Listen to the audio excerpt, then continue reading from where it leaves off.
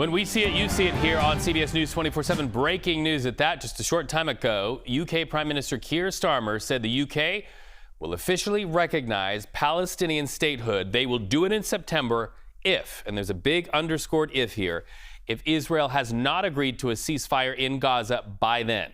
Starmer also laid out the conditions that Hamas has to meet. Listen. Is unchanged and unequivocal.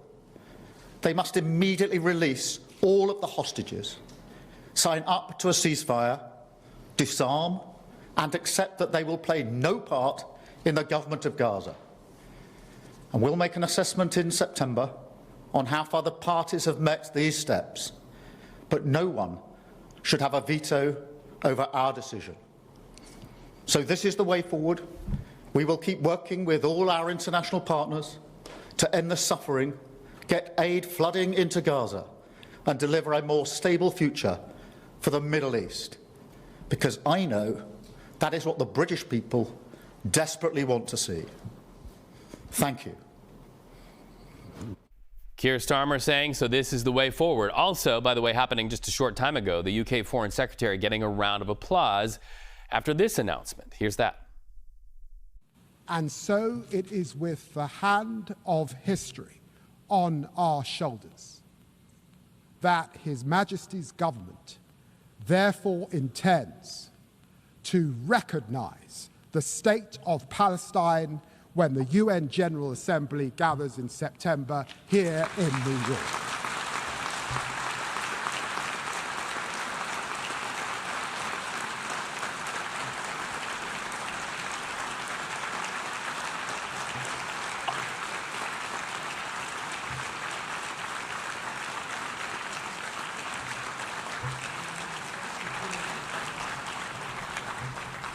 Friends, we will do this unless the Israeli government acts to end the appalling situation in Gaza, ends its military campaign, and commits. All right, so the hand of history indeed, as he said. Now, there's also this reality, and it's something people are living with even at this very moment.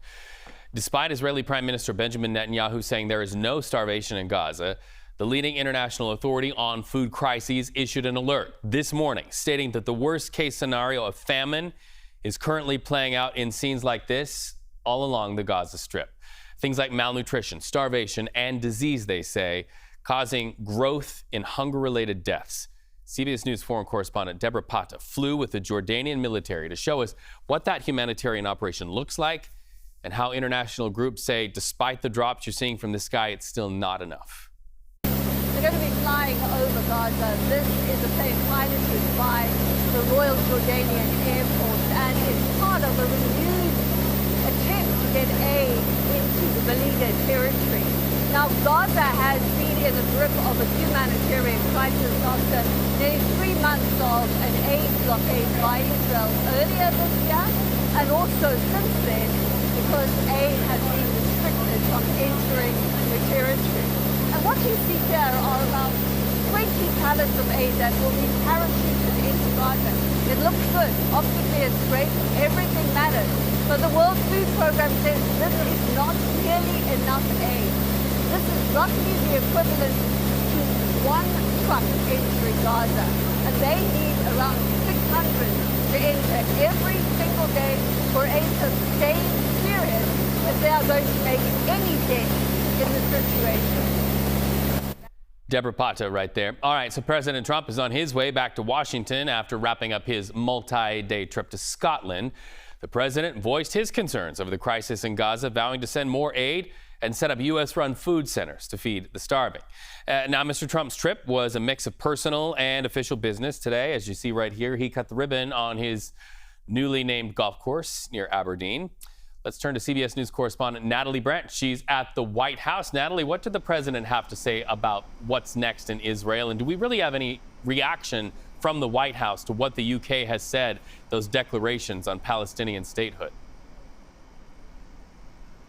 Well, Reed, we are about to get it because President Trump momentarily will be speaking to reporters who are traveling with him back from Scotland. He's expected to arrive back here at the White House later this evening. But again, we are staying tuned for remarks that he will make to the traveling press shortly. But earlier today, before he left, he was asked, "What will you say next to Israeli Prime Minister Benjamin Netanyahu?"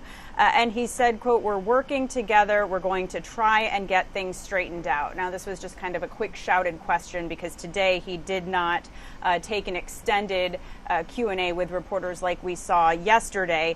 But he did address the humanitarian crisis in his meeting with British Prime Minister Keir Starmer yesterday, and he acknowledged the humanitarian crisis. This was a focus of the meeting, something that Starmer raised, acknowledged the pictures, the images that everyone is seeing of starving children and families, saying that the British people are revolted, and the president agreeing and saying that they would even be working in conjunction with other countries to open up food centers. He said, food centers without boundaries. We will still have to wait and see more details of that plan and how that's going to work in practice. But this is no doubt something that he is going to continue to be asked about, especially in light of Starmer's latest comments today.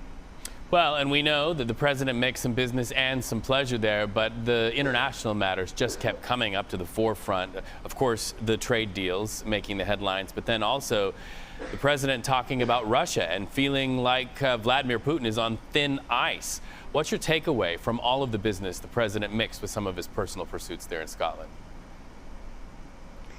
Yeah, we had some major headlines during this trip. Of course, today was more focused on the promotion for this new golf club. But yesterday we had a number of headlines. You noted this shortened timeline for Russia. Earlier this month, the president said that he would give Russian President Vladimir Putin 50 days to reach a ceasefire or peace deal before these tougher new sanctions and secondary sanctions would take effect. Secondary sanctions on countries that buy Russian goods and oil, for instance. We're talking about China and India.